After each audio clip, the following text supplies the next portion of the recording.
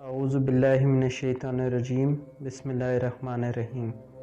السلام علیکم، آپ لوگ دیکھ رہے ہیں وحید وائس آفیشیل۔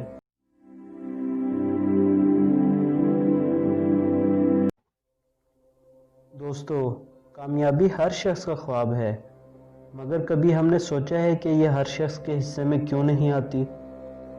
شاید اس کی وجہ یہ ہے کہ ہم اس راستے پر نہیں چلتے جو ہمیں کامیابی تک لے جاتا ہے۔ ہر کامیاب آدمی کی پہلی سیڑھی جد و جہد ہے۔ انسان کے پاس صلاحیت، قابلیت، ذہانت اور اہلیت ہونا قسمت کی بات ہے، لیکن محنت اور کوشش کی لگن اس کے اپنے ہاتھ میں ہے۔ دوستو، آج جس عظیم سائنسدان کے بارے میں آپ کو بتانے لگا ہوں وہ عباس ابن فرناس ہے۔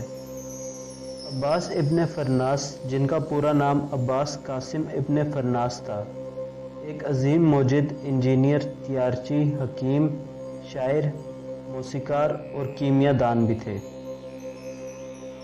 عباس ابن فرناس مسلم اسپین کے شہر ازن رندا اوندہ میں 810 عیسوی میں پیدا ہوئے اور بعد میں قرطبہ میں رہائش اختیار کی۔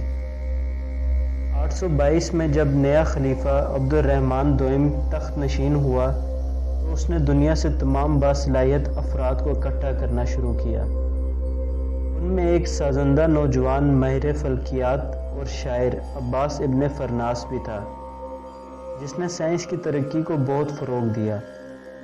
رائٹ برادران سے لگ بھگ 1000 سال پہلے مسلم موسیقار، انجینئر، شاعر عباس ابن فرناس نے ایک اڑان مشین کی تیاری میں متعدد کوششیں کی تاکہ وہ پرندوں کی طرح ہوا میں اڑ سکے۔ 852 میں اس نے قرطبہ کی ایک عظیم جامع مسجد کے مینار سے ایک ڈھیلا لبادہ اوڑھ کر لکڑی کے پروں کے ساتھ چھلانگ لگائی۔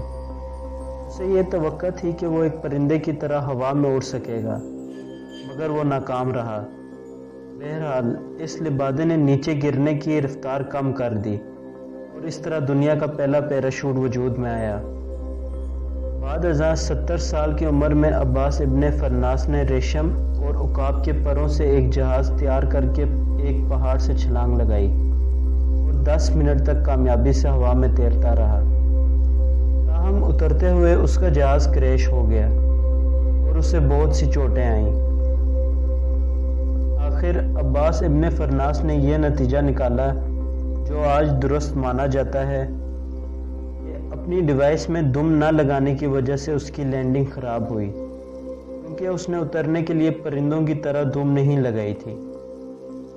دنیا کا پہلا پلانیٹیریم بھی عباس ابن فرناس نے قرطبہ میں 9ویں صدی میں بنایا تھا۔ یہ شیشے کا تھا، اس میں آسمان کی پروجیکشن اس طرح سے کی گئی تھی کہ ستاروں، سیاروں، کہکشاؤں کے علاوہ بجلی اور بادلوں کی کڑک بھی اس میں سنائی دیتی تھی۔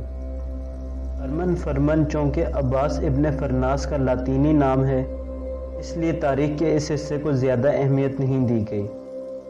عباس ابن فرناس نے بہت سی ایجادات کی۔ اس نے کیمیا، طبیعیات اور فلکیات میں بہت سا کام کیا۔ اس نے فلکیات کا ایک جدول بنایا، شاعری بھی لکھی اور پانی کی ایک گھڑی بھی تیار کی جس کا نام اس نے المقاطعہ رکھا۔